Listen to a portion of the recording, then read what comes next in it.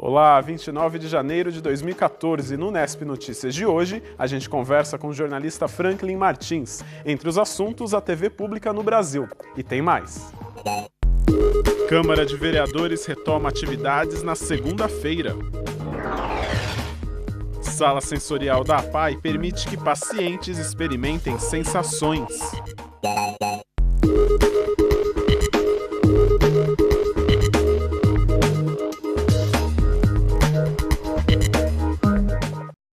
Após o recesso de fim de ano, a Câmara Municipal volta ativa na próxima segunda-feira, dia 3. E as primeiras sessões de 2014 prometem ser bem movimentadas. Os debates em 2014 ainda não começaram, mas na pauta da primeira sessão do ano está o projeto de reformulação da FUNPREV, a Fundação de Previdência dos Servidores Públicos Municipais. Entre os principais pontos estão o regulamento das eleições da Fundação, gratificações e uma possível taxa de administração cobrada dos servidores. A FUNPREV é de extrema importância para o município e, ao mesmo tempo, o cuidado que nós temos que ter com o dinheiro que está ali dentro, porque aquele dinheiro diz respeito à vida do cidadão, do servidor da prefeitura, ao futuro desses servidores. Então, nós precisamos ter uma responsabilidade muito grande, mais do que nós, quem está à frente da FUNPREV.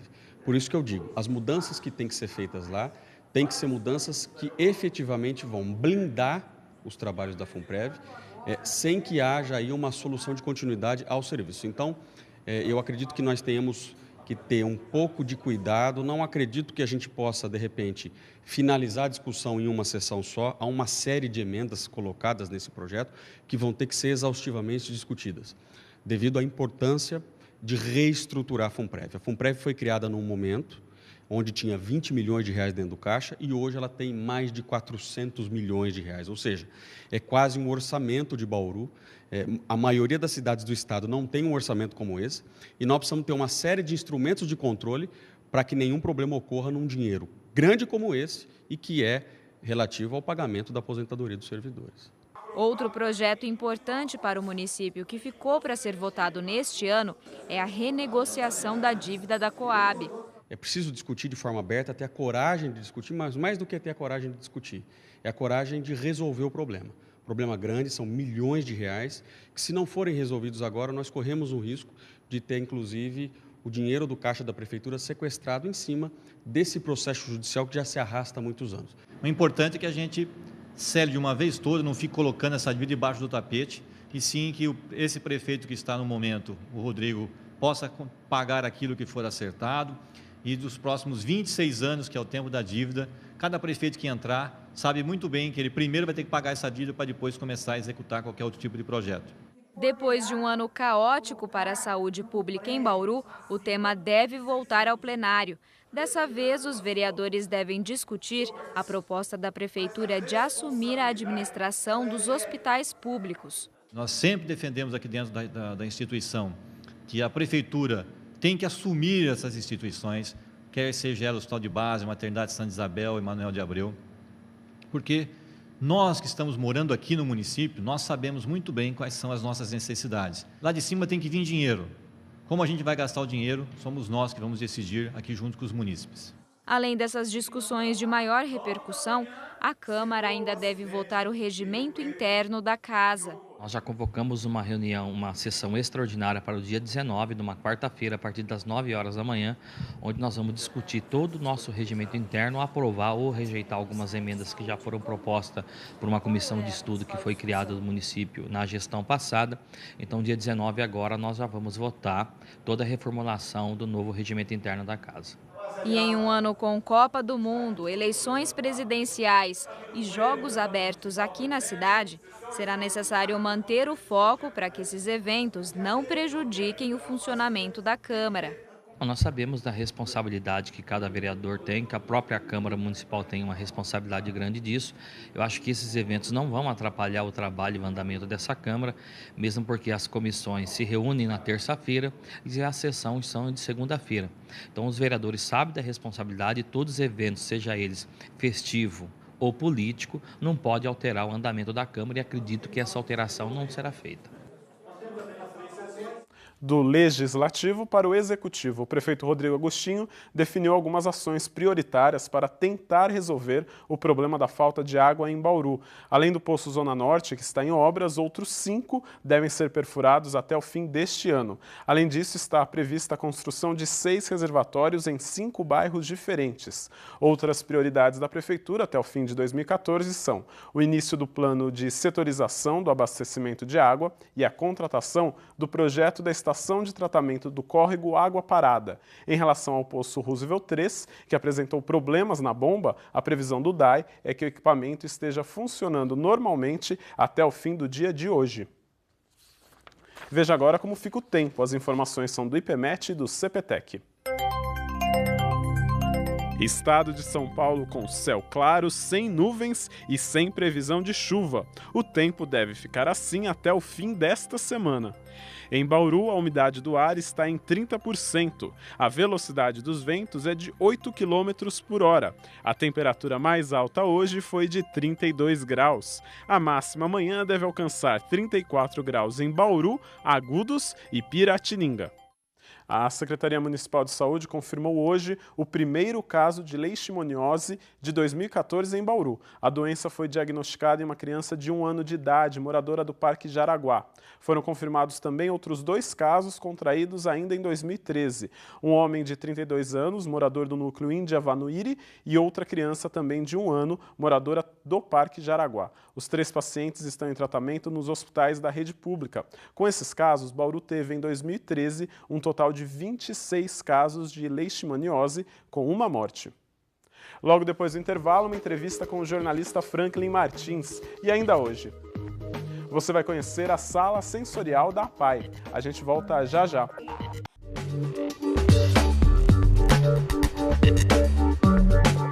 Hoje foi o 2º dia de gravações da 2ª temporada do programa Aula Pública Ópera Mundi, uma parceria da TV Unesp com o site Ópera Mundi.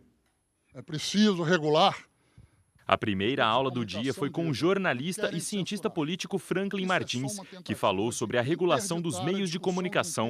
Mais de 100 pessoas participaram. A democratização da mídia, dos meios de comunicação. A Rússia agora falou não. Em seguida, o ex-inspetor da ONU, Roque Monteleone, explicou o que são as armas químicas e as de destruição em massa. A política que se estabeleceu em cima dela é muito mais a ameaça de uso do que propriamente a uso. Já que, por exemplo, a bomba atômica foi usada só uma vez. Resolução do Conselho de Segurança não se discute, se cumpre. Hoje há sim uma literatura. E na parte da tarde, o diretor de redação do site Ópera Mundi, Haroldo Ceravolo, mostrou como as pessoas pobres são retratadas na literatura, em particular no naturalismo. A gente percebe que a economia...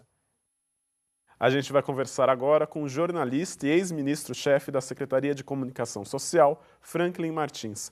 Franklin, obrigado pela sua presença e por ter aceito o nosso convite aqui na TV Unesp. Para mim é um prazer estar aqui em Bauru e conversar com você e com os telespectadores. Franklin, há 7 anos atrás você foi um dos responsáveis pela implantação da TV Brasil e da Empresa Brasil de Comunicação. Como você avalia a importância da TV pública no nosso cenário atual? Eu acho que a comunicação pública ela é extremamente importante. Não é à toa que a nossa Constituição diz o seguinte: nós temos que ter uma complementaridade entre a comunicação privada, pública e estatal.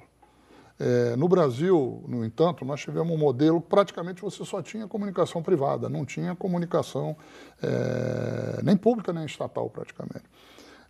Dá um exemplo, na Europa, a televisão privada só foi surgir nos anos 80, 90. Ela surgiu como uma TV pública. Já nos Estados Unidos, ela surgiu basicamente como TV privada. Nós fomos pelo modelo americano no Brasil e praticamente não tínhamos comunicação pública. O que tínhamos era sempre muito localizada e não conseguia atuar nacionalmente, portanto, não tinha impacto. Como não tinha impacto, não conseguia captar recursos, não conseguia apoio político, não conseguia melhorar sua produção. Então, foi algo que foi ficando perdido. Eu acho que a criação da EBC e da TV Brasil em particular, ela dá um impulso no sentido de que a comunicação pública volte ou passe a ter um peso importante no Brasil. Evidentemente, a área de comunicação nada se constrói da noite para o dia, é um processo demorado, mas eu acho que é um processo que está em curso e que é muito importante porque a TV privada, ela vive de reunir audiência para, com essa audiência, ela oferecer espaço de publicidade para os anunciantes, que é quem vai remunerar a televisão. É um modelo comercial legítimo, positivo, não há problema de ser, mas isso não pode ser o único, porque, no fundo, ela trata o telespectador, no caso da rádio, trata o ouvinte, como um consumidor e não como um cidadão. A TV pública permite tratar como cidadão, ou seja, coisas que não têm grande audiência, mas que são importantes, ela leva, que despertam o espírito crítico. Não é à toa que no mundo todo,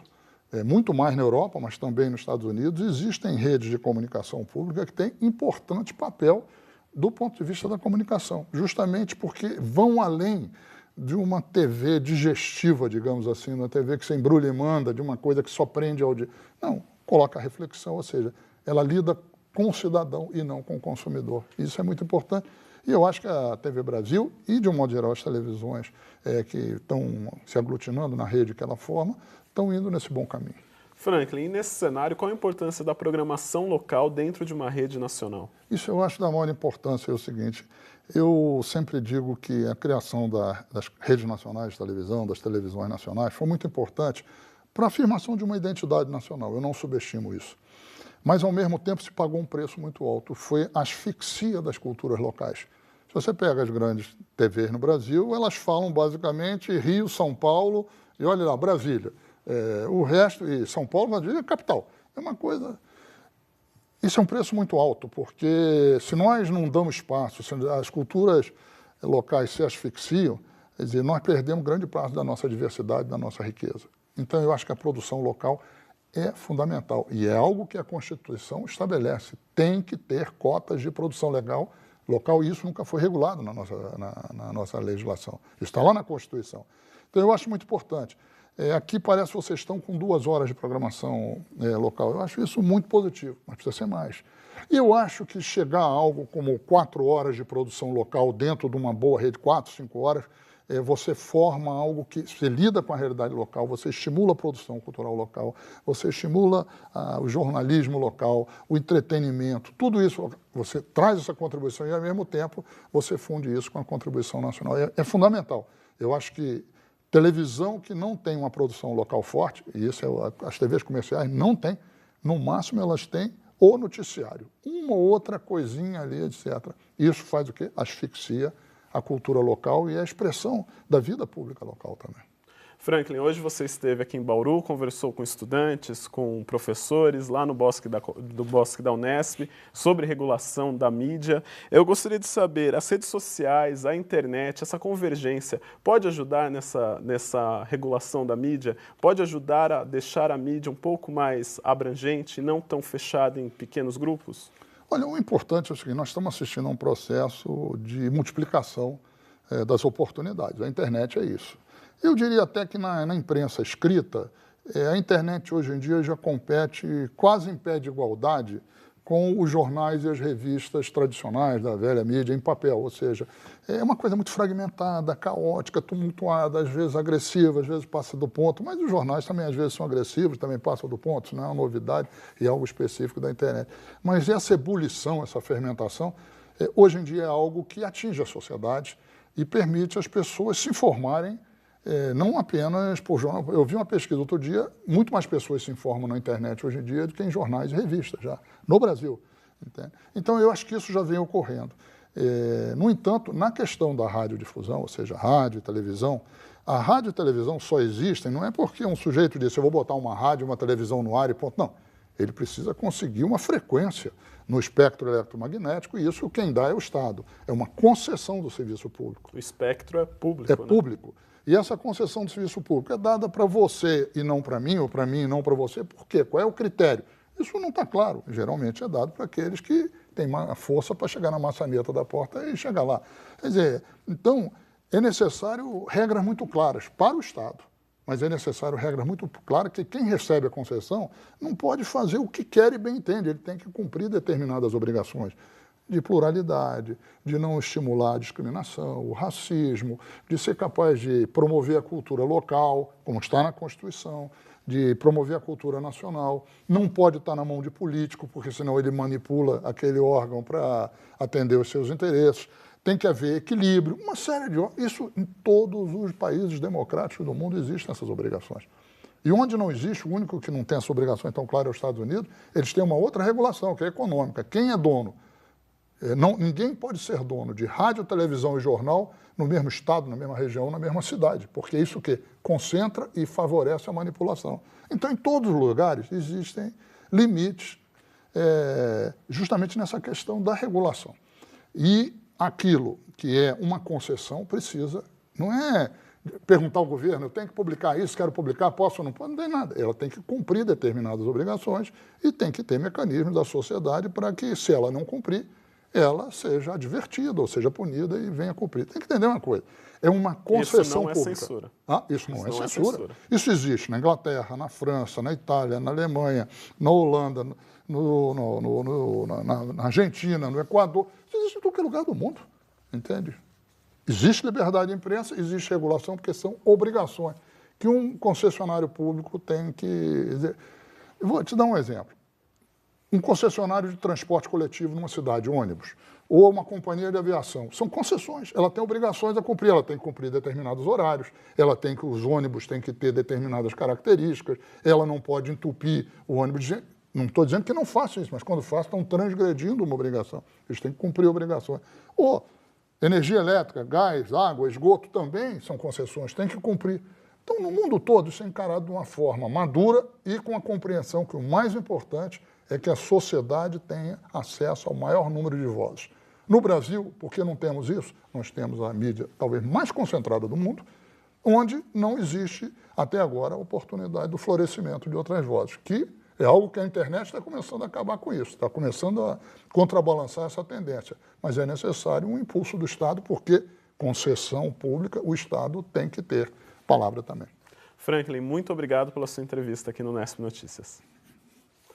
E amanhã, quinta-feira, é o último dia das gravações da segunda temporada do programa Aula Pública Ópera Mundi. Às 9 da manhã, Manolita Correia Lima fala sobre a internacionalização do ensino. Já às 10h30, é a vez de Gilberto Maringoni responder se a Venezuela é uma ditadura ou uma democracia. A gravação é no Bosque da Unesp, em frente à biblioteca. O Nesp Notícias faz agora um rápido intervalo e volta já já.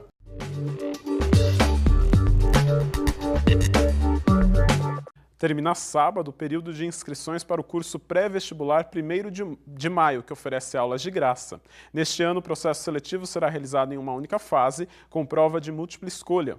O exame será aplicado no domingo, a partir da 13h. As inscrições podem ser feitas na sede do cursinho na Unesp ou na papelaria Infordige. É preciso levar documento original com foto, comprovante de residência e pagar uma taxa de R$ 15. O cursinho oferece um total de 150 vagas. E os materiais também são de graça. Mais informações pelo site da instituição ou pelo telefone 3103-6000, ramal 6163. A Secretaria Municipal de Cultura está com inscrições abertas para o concurso que vai escolher o rei e a rainha do Carnaval 2014 aqui em Bauru. Os candidatos para compor a realeza devem atender a alguns requisitos, como ser brasileiro nato ou naturalizado, morar em Bauru, ter pelo menos 18 anos e representar alguma escola de samba ou bloco carnavalesco. E atenção, hein? Para ser rei momo é preciso pesar no mínimo 100 quilos. Os candidatos devem se inscrever até o dia 6 de fevereiro aqui no Centro Cultural, que fica na Avenida Nações Unidas, número 89, dentro do prédio do Teatro Municipal. Funciona de segunda a sexta-feira, das 8 horas da manhã até às 5 horas da tarde. Outras informações pelo telefone 3232-1088. Guilherme Tavares para o Nesp Notícias. A APAE, aqui em Bauru, possui uma sala em que os pacientes podem experimentar todos os sentidos, tratamento que acalma e alegra. Ao entrar, Gabriel fica encantado. Parece até que é a primeira vez que ele vem à sala sensorial, mas já faz um ano que ele recebe atendimento aqui. Cores, luzes e sons atraem a atenção do garoto. A sala Snozelen da APAE de Bauru é feita para mexer com os sentidos dos alunos. Cerca de 100 atendimentos são realizados aqui todas as semanas. O objetivo de uma sala Snozelen é que ela tenha uma abordagem multissensorial de trabalho. Então, as pessoas que vêm para serem atendidas aqui precisam apresentar queixas de cunho sensorial para que a sala ofereça um atendimento funcional para essa pessoa. O local foi feito para ser um ambiente onde o aluno se sinta seguro e confortável. A ideia surgiu na Holanda. Esta aqui, em Bauru, inaugurada em 2009, foi a primeira do estado de São Paulo. Cada canto permite uma atividade diferente. As fibras óticas são usadas para trabalhar o contato físico. No tablado, os tubos coloridos prendem a atenção e ajudam a nomear as diferentes cores. Com os espelhos, Gabriel aprende a reconhecer a si mesmo. Inverno, outono, verão e primavera. Nesta parte da sala estão representadas as 4 estações. Além de trabalhar os estímulos visuais com as cores e com as luzes, os alunos também são estimulados pelo tato. A casca da árvore, as folhas e cada um dos bichinhos provocam sensações diferentes. Para a maior parte das pessoas, essas são percepções básicas, adquiridas naturalmente ao longo da vida. Mas em crianças com deficiência intelectual, como Gabriel, essas funções precisam ser incentivadas. A música, por exemplo, ajuda a melhorar a noção de localização.